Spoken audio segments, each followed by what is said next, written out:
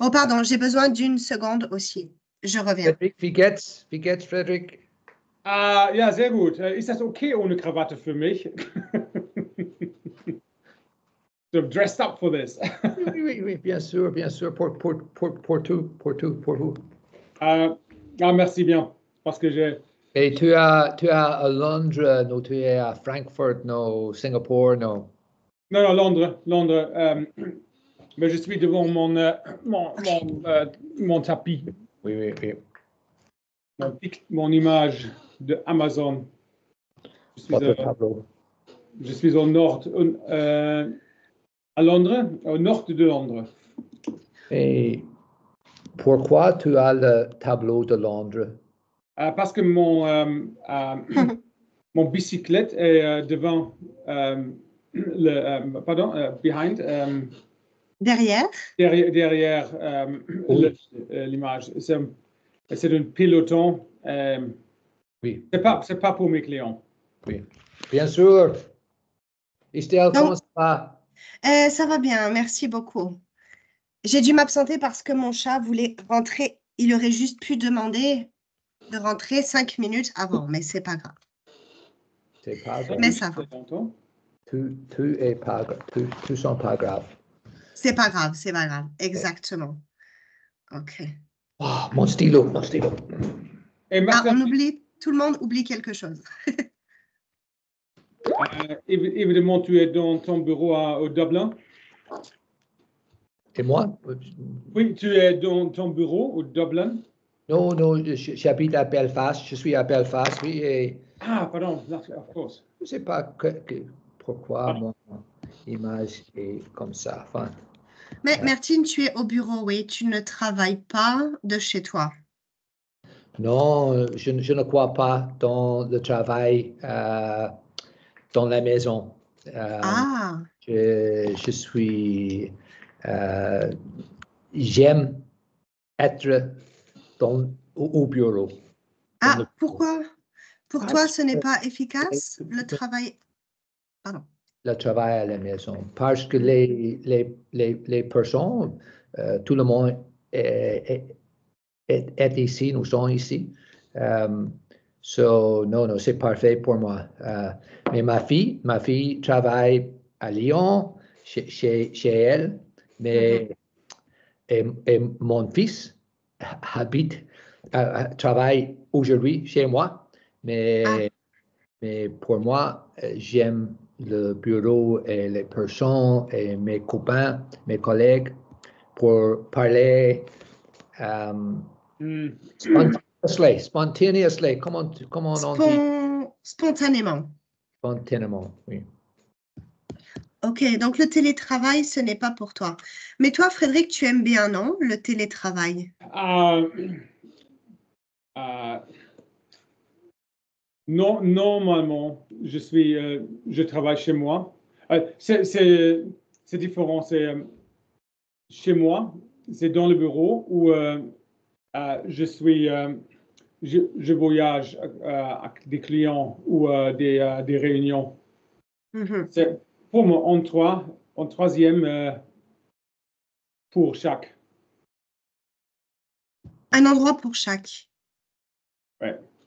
C'est meilleur maintenant. Tu peux voir le bureau, mais il y a beaucoup de chaises sans personne. So. Ouais. Oh, wow. 100 personnes dans le bureau? Nous avons un bureau totalement rénové pour 5 millions de pounds. L'infrastructure est pour le poubelle. Vraiment. L'Internet ne marche pas. Il y a des jours quand je ne peux pas trouver au bureau pour le Zoom, pour le télétravail. Et quand j'ai beaucoup de réunions sur Zoom, je travaille chez moi. Ah oui, parce que toi, Frédéric, il y a un nouveau concept aussi dans ton bureau. c'est que tu n'as pas de bureau attribué. Ce sont des bureaux et le premier qui arrive est le premier servi. Et ça, c'est terrible. Ah oui, et il y a le numéro de bureaux séparés est limité. Le nombre de bureaux Le séparés nombre est limité. Oui.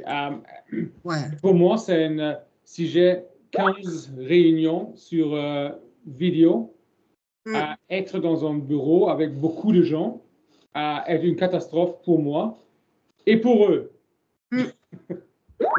Bien sûr, surtout si c'est le cours de français, non? Ils n'ont pas envie d'entendre tout ça. Non, cours de français dans le bureau est difficile. Ouais. Dans le bureau séparé, c'est possible, mais pas dans le bureau, dans le grand bureau. Commun. Comment? Et toi, Mertine, tu as ton bureau personnel, n'est-ce pas? Donc, c'est agréable pour toi. Oui, c'est très enrichissant. Très enrichissant, c'est pour parler avec des autres. Mais ma sœur, elle travaille pour l'université à Belfast. Et elle se lève à 9 heures et elle commence l'ordinateur. Et donc, elle retourne au lit. Elle allume l'ordinateur et elle retourne au lit. Yeah, et son chef commence à 10 heures.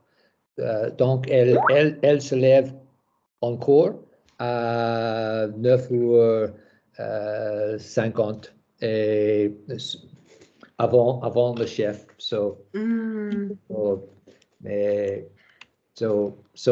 J'aime mes autres copains. Je préfère qu'ils sont au bureau. Ils sont c'est meilleur. C'est mieux. C'est mieux. Pour toi, quels sont les inconvénients de travailler de chez toi? Quels sont les inconvénients du travail à la maison? Pourquoi tu n'aimes pas? Il n'y a pas d'inconvénients, mais c'est très convenient avec ici. Être ici. Sorry, I spoke Irish. Être ici. Parce que mon travail, on doit voir les copains tous les jours. Nous avons des bonnes idées et je ne veux pas louer l'ordinateur to start the computer. Allumer l'ordinateur. Allumer l'ordinateur pour parler avec mes copains. Ils sont au bureau souvent et nous pouvons nous pouvons avoir une conversation très vite et ils dire non, c'est idiotique, c'est idiot. C'est idiot. Et je peux penser sur une autre idée. Donc pour toi, c'est plus fructifiant. Tu travailles mieux quand tu es avec tes collègues parce que les échanges d'idées sont plus faciles. Oui, et aussi ensemble nous aidons. Nous nous entraidons. Nous nous entraidons. We help each other. Yeah, nous nous entraidons pour motiver, pour faire plus. Yeah. C'est nous motiver. Oui. Et Frédéric, est-ce que pour toi c'est pareil quand tu vas au travail? Est-ce que c'est la même ambiance que pour Mertine ou non? Une question. Est-ce que tu enregistres cette... Oui, mais je peux arrêter. Non, parce que je ne peux pas parler sur mon travail si c'est enregistré. Ok, attends. Nous pouvons, sinon, tu peux juste dire en général.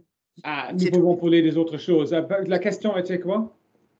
Juste, est-ce que c'est la même ambiance quand tu vas au travail?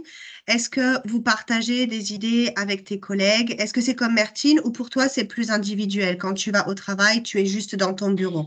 Ça dépend parce que nous sommes, il y a environ 600 consultants dans notre bureau. La plupart travaillent chez les clients et normalement, je travaille avec 10 personnes. Il y a des jours quand j'ai prévu aller au bureau pour travailler avec mes collègues donc, sur un projet. Mais, c'est important quand il y a des choses importantes pour décider sur les projets. À décider. Ouais.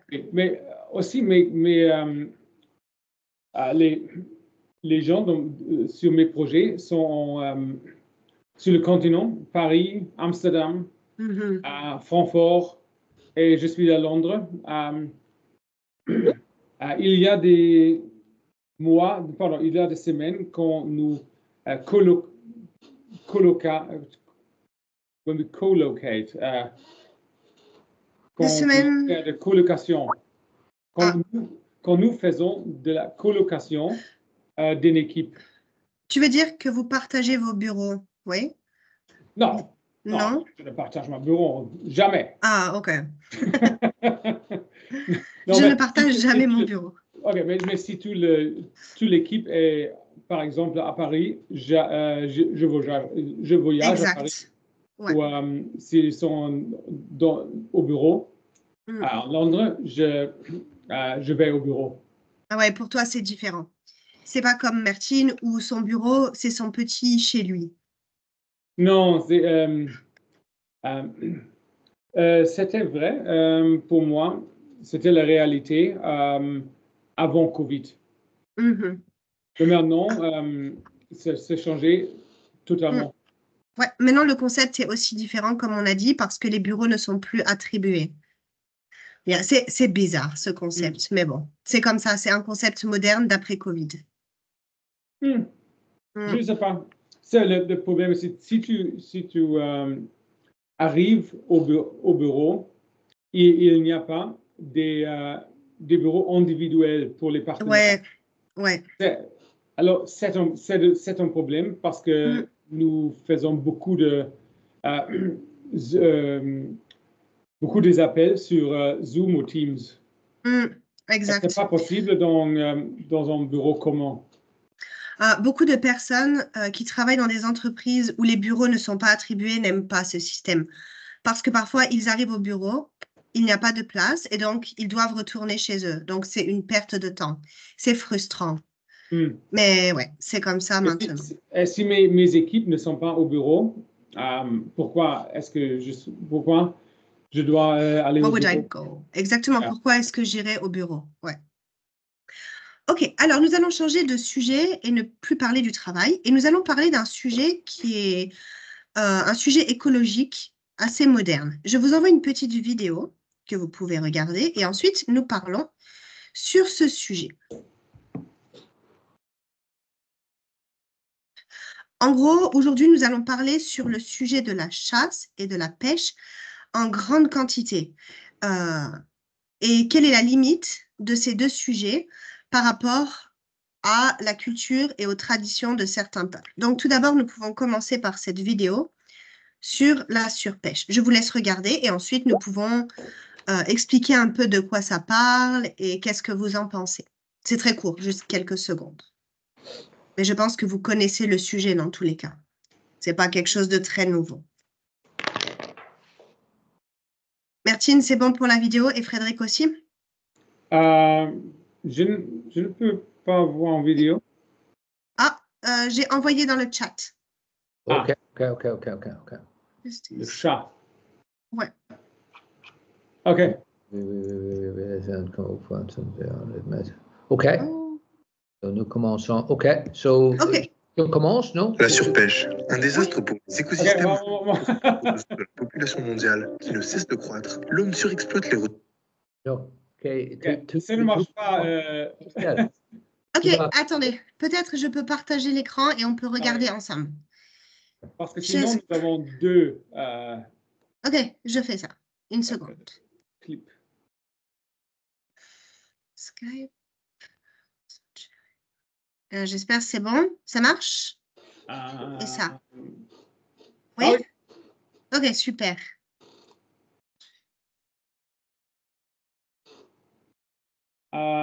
Je ne peux pas écouter rien. Je n'écoute rien. Ah, je n'entends rien. C'est pas normal. Et toi, Myrtine, est-ce que tu entends? Non. Il n'y a pas de Son. Oui, de son. Ah. Ok, let me see. Ok, c'est pas grave. On va refaire. J'utilise pas trop cette fonction. Ah, that's why. J'ai trouvé. J'ai oublié de partager le son. Le son. Ok, maintenant, ça devrait être bon.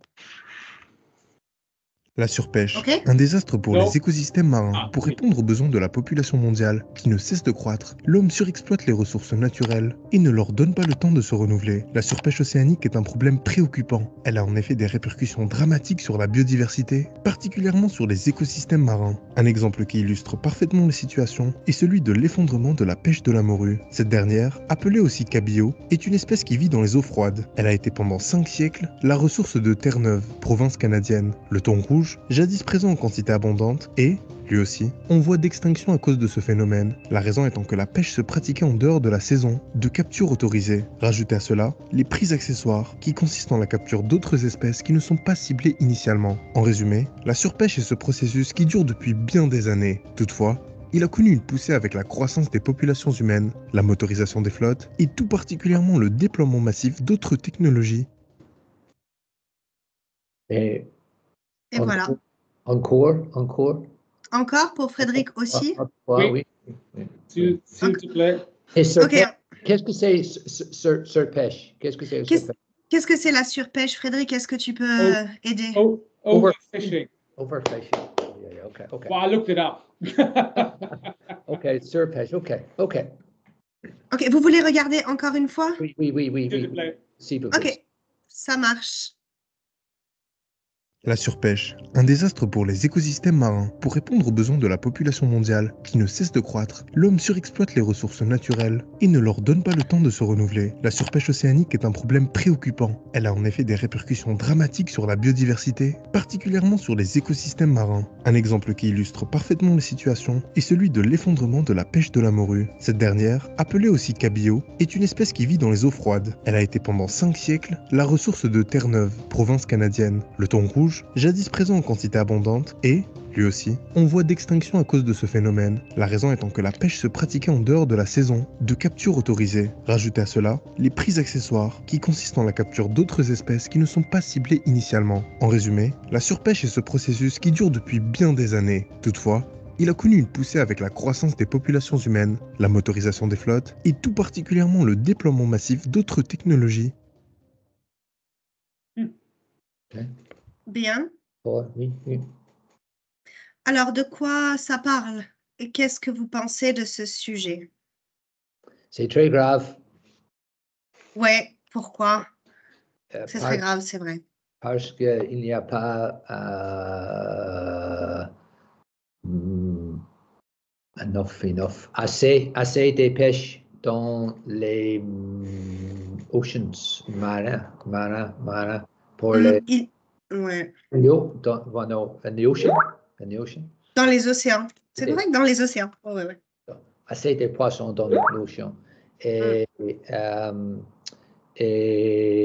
parce que nous mangeons sans penser que sur le désastre, non, la catastrophe, non.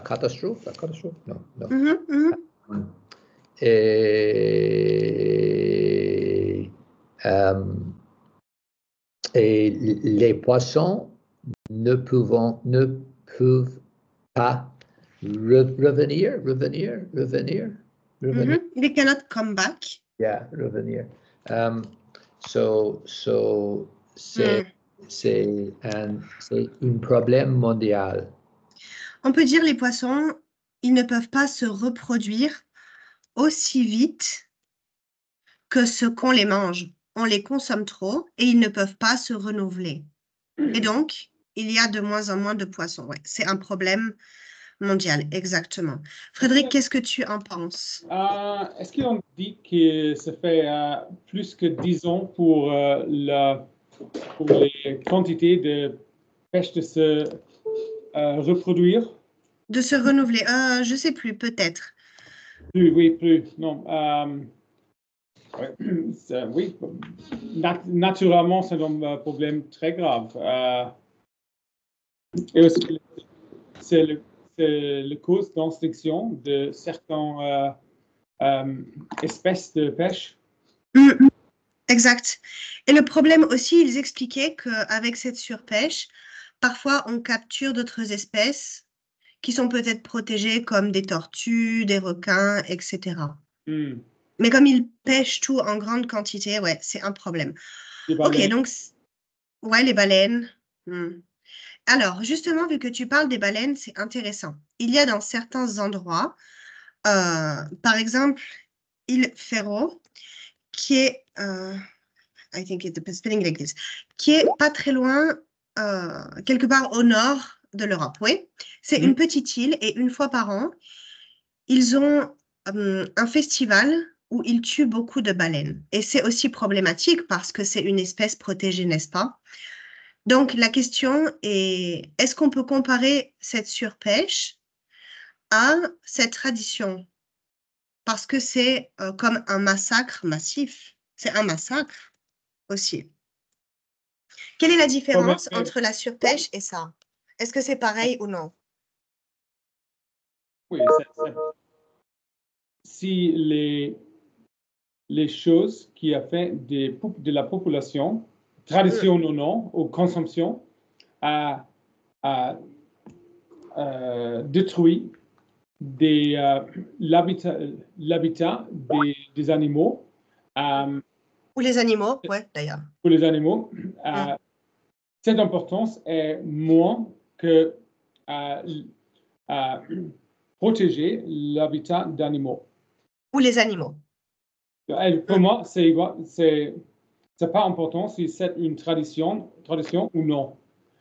C'était une tradition dans une époque dans laquelle il y avait beaucoup des animaux en comparaison le nombre des gens, de la population. Mais maintenant, c'est l'inverse. Ouais, c'est clair. Je suis d'accord avec toi là-dessus. Tradition à Dieu.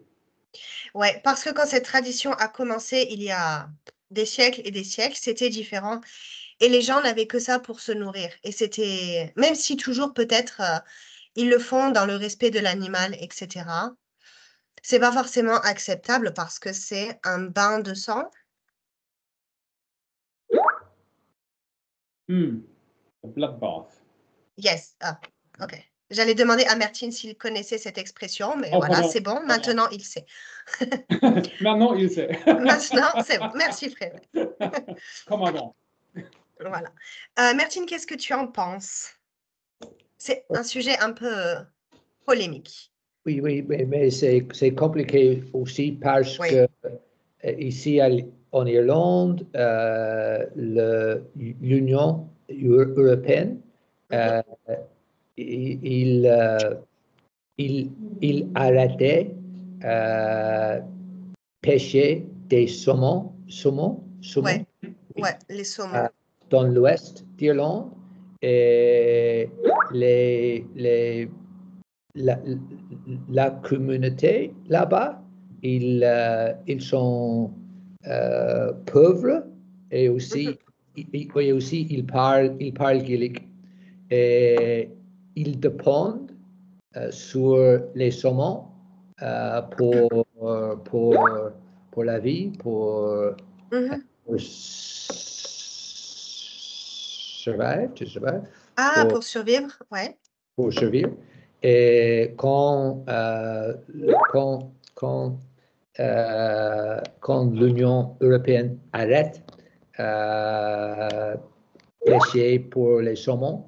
La communauté c'est très grave pour la communauté. Et ils ont perdu le travail, les jobs. Ouais, leur travail, bien sûr. Mhm. Oui, et il part en Canada. Oh, ils sont partis au Canada. They went, non, Oui, il part Canada? Ouais. parce qu'il ne peut pas avoir le travail ici en Irlande, en Australie. So, nous avons des personnes qui parlent gaélique au Canada et en Australie. Ouais, en Australie. Mais ici en Irlande, nous n'avons pas les jeunes parce que la vie traditionnelle est perdue. Mhm. So, on doit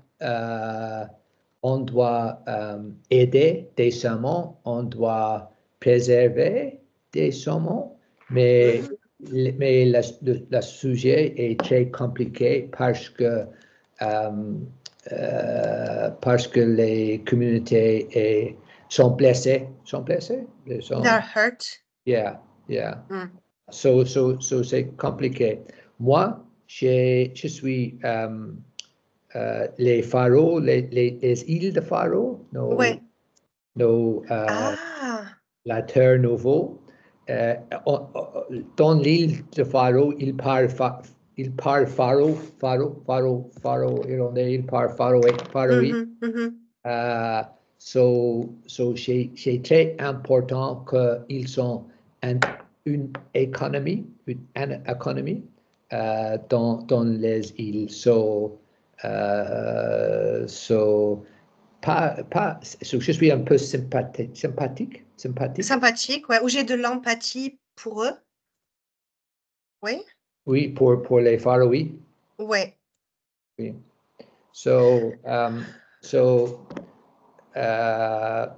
C'est compliqué. À Bruxelles, il voit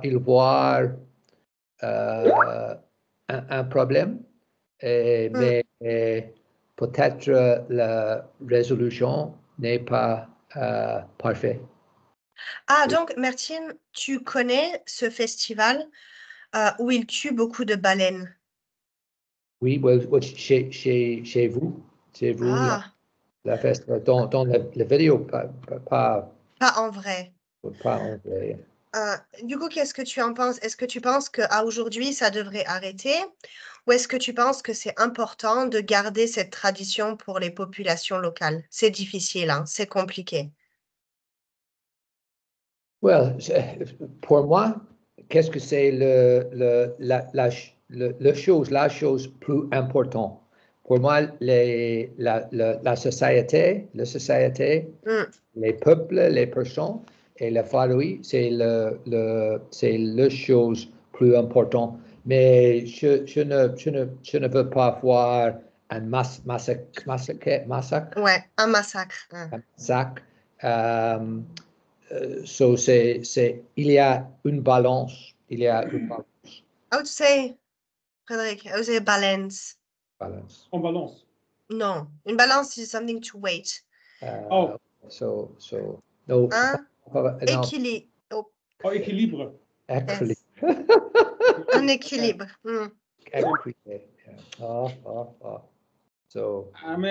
Mais si la tradition nécessite avoir des massacres, peut-être c'est pas une bonne tradition. That's a point. Il y a des autres traditions, danser, chanter.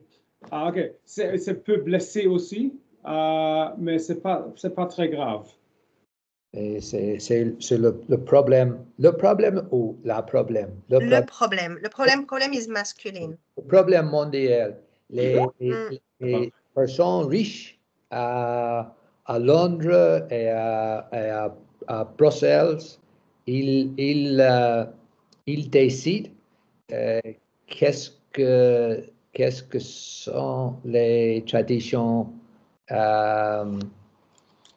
qui sont convenient ou respectable.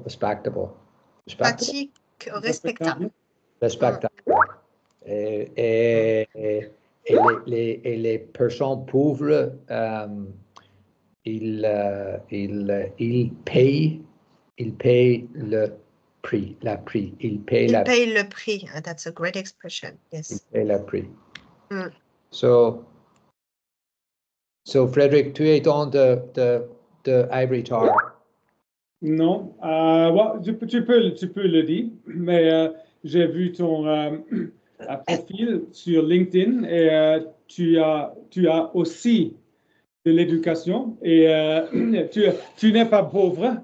Alors, je ne suis pas la seule personne dans le Tour Ivory dans cette réunion ici. Ah, mais, allô? Oui. Quelque chose. Pardon. Ah non, Frédéric, tu es toujours parmi nous, pas de problème. C'est parfait. Ok, pardon. Ouais. Avec mon écran. Probablement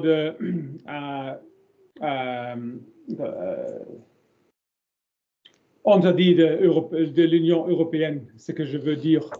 Non, mais il y a dans un monde compliqué, il faut avoir des institutions qui font des décisions sur la nature. Parce que si tu respectes tous les gens,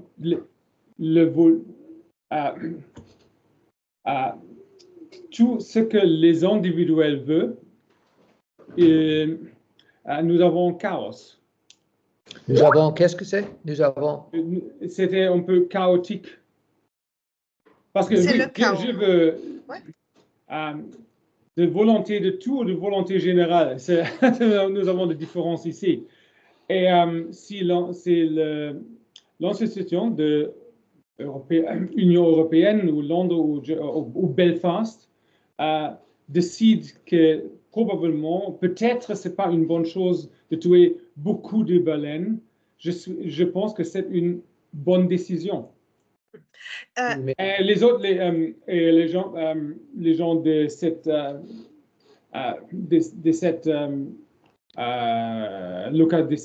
ces locations, ces endroits, oui, c'est dommage, mais c'est pas le fin du monde. En fait, la question, c'est peut-être de savoir, est-ce que ces traditions sont juste des traditions ou est-ce que c'est absolument nécessaire à la survie des peuples? Et peut-être que si ce sont juste des traditions, Frédéric a raison, il faut arrêter. Mais par contre, si c'est vraiment nécessaire et si les peuples n'ont que ça pour se nourrir, peut-être il faut maintenir la tradition. Je ne veux pas dire que toutes les traditions sont mal. Ah, oui, heureusement. Mauvaise. Mais les traditions qui tuent beaucoup des animaux pour rien et qui détruisent le balance, l'équilibre de la nature, ce sont pas problématiques et nous devons changer. Et probablement, l'Union européenne a payé beaucoup d'argent dans cette communauté pour faire ça très moins dur. Mais Frédéric, tu te souviens Hillary Clinton quand elle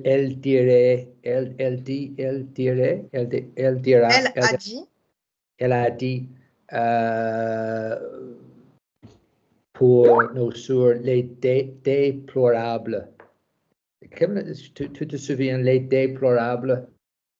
The deplorables? Yeah. Tu sais la phrase, Estelle? Non? Non, je ne connais pas la phrase. Mais tu connais Hillary Clinton? Hillary Clinton? Oui, mais je ne connais pas la phrase. Oui, quand elle était dans l'action pour le président des États-Unis, elle a dit qu'il y a beaucoup de déplorables qui lisent souvent le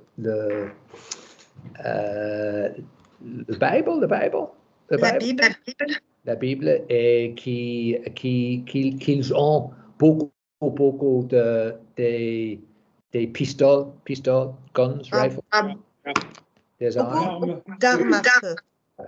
D'armes à feu. Et il dit, les personnes, ils sont déplorables. So, deplorables, yeah. So c'est, pour moi, c'est un problème qu'il y a, nous sommes trop vite pour dire les traditions et les pratiques et la culture des autres personnes sont mal. So je suis un peu oh my God, concerned. Concerné. Je suis un peu concerné quand j'entends Frédéric arrête les traditions dans les îles de Faro. OK. Je ne suis riche, je ne suis pas riche et je ne travaille pas pour l'Union européenne. Mais je peux comprendre ce que tu dis. C'est une expression pas très bonne de Hillary Clinton. Je ne l'ai pas connue. Mais je ne la connais pas. Je ne la connais pas. Mais nous vivons dans une société où il y a des institutions qui font des décisions, et les décisions ont des effets. Et oui, si il y a des personnes qui sont pauvres, qui habitent dans des régions pauvres, et Bruxelles ou Londres ou Belfast est très loin. C'est difficile à comprendre pourquoi ils ont fait ces décisions. Mais c'est aussi la décision. Pourquoi ils ont pris la décision. Pourquoi ils ont pris la décision. Mais je ne crois pas que c'est une guerre entre les pauvres et les riches. C'est l'organisation de notre société. Et si tu le veux ou non, tous nous sommes partie de cette société. Oui, que tu le veuilles ou non. Très souvent, c'est dommage. Oui, mais les Anglais sont très concernés pour les taureaux en Espagne. Les journaux anglais, souvent, ils écrivent sur les pauvres taureaux et sur le combat de taureaux. C'est vrai. Les taureaux, ouais. Mais aussi les Espagnols. Oui, peut-être. Oui. Non. Ma sœur habite en Espagne. Je peux te promettre qu'il y a beaucoup de gens en Espagne contre les battre de taureaux. Contre les corridas, it's called corrida. Okay. Ah, c'est vrai. Mais ça aussi, c'est un problème, exactement. C'est un bon exemple. Dans les Pays Basques, ils sont contre les corridas, mais la tradition est très forte dans dans l'Espagne, je pense, mais pour les Anglais, il y a un sport pour écrire sur les pauvres taureaux en Espagne. Et les Anglais, ils ont beaucoup de problèmes, mais le plus grand problème pour les Anglais dans l'été, c'est les taureaux en Espagne. Est-ce que tu regardes les mêmes journaux sur télévision que moi? Parce que je n'ai pas vu ça. Daily Telegraph.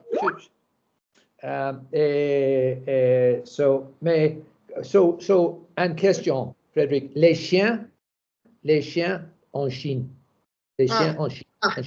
En Chine? En Chine. C'est un massacre. Non, c'est une tradition pour... Et en France? Non, en Italie, ils mangent les chevaux. En France aussi. En Allemagne aussi. En Allemagne aussi. Et en Chine, au Vietnam, les chiens. Ouais. C'est un massacre. OK. Pauvres chevaux. Je ne comprends la direction de tes arguments. Parce qu'il y a un problème et nous pouvons le discuter. Et il y a un autre et il y a millions de problèmes. Mais nous avons des priorités. J'ai mes priorités et je vais faire quelque chose. Ce ne sont pas c'est pas le taureau ou les chiens en Chine. Ce sont des autres choses. Et je fais quelque chose. Je parle avec mon membre de parlement ici dans Londres Nord.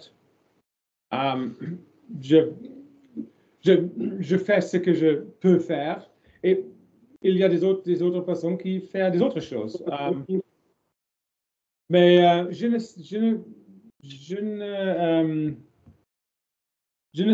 ne crois pas que écrire des lettres est un grand problème. C'est pas une question. Je n'ai pas raison parce que les Anglais sont très concernés pour les corridas en Mexique et en Colombie aussi. Dans le Daily Mail, j'ai le Daily Mail. Pas le même pays, mais le même problème. Une chose est très claire. Nous, tu et moi, nous connaissons des autres Anglais.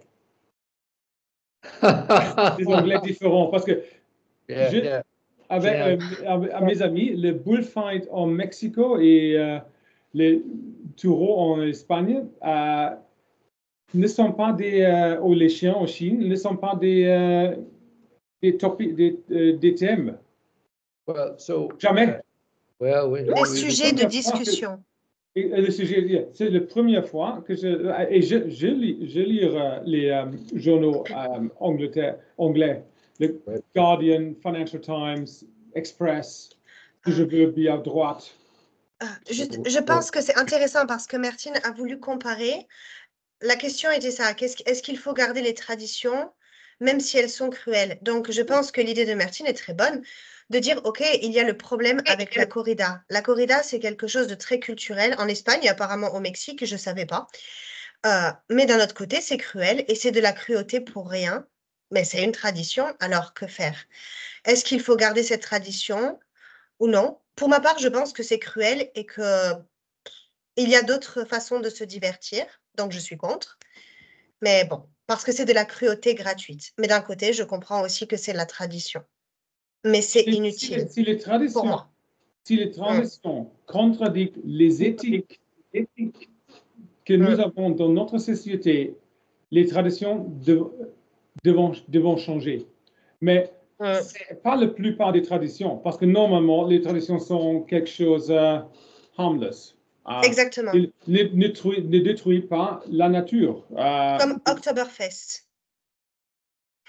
OK, c'est pas harmless. OK, c'est différent. La semaine prochaine, oui, je suis sur l'Oktoberfest. Oui, pour une jour. God. Yeah. bière. Martin, peut-être tu peux écrire une lettre au mairie de Munich contre l'Oktoberfest. Parce que tu es riche en Belfast et nous sommes pauvres à Munich. Non, mais on boit beaucoup de bières ici à Belfast aussi. Mais C'est pas de bière. mais c'est le sujet est terminé. Mais c'est vrai que j'ai une mauvaise expérience avec les Anglais à Belfast. C'est un peu différent. Nous pouvons parler sur la bière. Nous pouvons parler de la bière. De la bière. C'est la terre common. The common ground. Yeah. Common ground. C'est la bière. Tout le monde. Mais c'est vrai aussi que les priests, the monks, comment on dit the monks? Well, is un moine, priest is un prêtre. Un prêtre, and a monk is there? A monk? Un moine. Un prêtre, so des prêtres et des moines, des moines irlandais qui ont commencé à faire des bières en Europe. Ah, c'est vrai. Est-ce que c'est le Guinness? Avant Guinness. Parce que Guinness n'est pas... non, la 16e siècle. Ah, right. Avant l'Allemagne. OK, c'était de la bière. C'est pas Guinness, c'est pas le liqueur fondu. Molten licorice. Oui, c'est notre cadeau pour l'Allemandais. Pour le monde, to the world. Pour les Allemands. L'Allemagne. Les Allemands. Pour les Allemands. C'est notre cadeau pour les Allemands. Quelle époque? 16e, 6th century, 7th century, 6e et 7e siècle. Des sons irlandais qui ils sont allés à l'Europe.